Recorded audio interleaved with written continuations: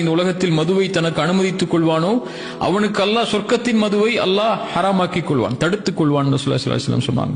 3 முறை ஒரு மனிதனுக்கு வாய்ப்பு கொடுக்கப்பட்ட பிறகும் மதுவை மீண்டும் மீண்டும் அவன் அருந்தி 3 முறை பாவ மன்னிப்பு கேட்டதற்கு பிறகும் மதுவை அருந்தினால் அல்லாஹ் நரகவாதிகளுடைய ஷீலை அவனுக்கு கொடுப்பதற்கு அல்லாஹ் தன் மீது கடமையாக்கிக் கொள்கிறான் ரசூலுல்லாஹி ஸல்லல்லாஹு அலைஹி வஸல்லம் சொன்னாங்க. ஏன் அப்படின்னா, மது ஒரு சமூகத்துக்குள்ள நுழையுதுன்னா அந்த சமூகம் அழிஞ்சிரும். எதுல அழியும்னா நோக்கத்தில் அழிஞ்சிரும். அந்த சமூகத்துக்கு ஒரு நோக்கம், ஒரு குறிக்கோள், ஒரு லட்சியம், ஒரு நீதிக்காக, ஒரு அநீதத்துக்கு எதிராக போராடக்கூடிய எந்த குணமும் அவனுடைய உள்ளத்தில் இருக்காது.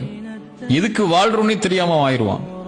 அதனாலதான் அல்லாஹ் குர்ஆன்ல சொல்லும்போது வலா தகூனு கல்லதீன நஸ்ஸுல்லாஹ் ஃபஅன்ஸாஹும் அன்ஃபுஸஹும் உலாயிக ஹுமுல் ஃபாசிகூன். கரெக்டா? உலாயிக ஹுமுல் ஃபாசிகூன். நீங்க அல்லாஹ்வை மறந்தவர்கள் ஆகிராதீங்க, ஆயிட்டீங்கன்னா உங்களையே நீங்க மறந்துடுவீங்கங்கறான். அல்லாஹ்வுடைய கட்டளையில அல்லாஹ் தடுத்த இந்த விஷயத்தை எவன் ஒருவன் செய்ய ஆரம்பிக்கிறானோ, எந்த ஒரு சமூகம் செய்ய ஆரம்பிக்குதோ அந்த சமூகம் தன்னையே மறந்துரும். உலாயிக ஹுமுல் ஃபாசிகூன். அவங்க தான் பாவிகள் அல்லாஹ் ரப்பல் ஆலமீன் சொல்றான்.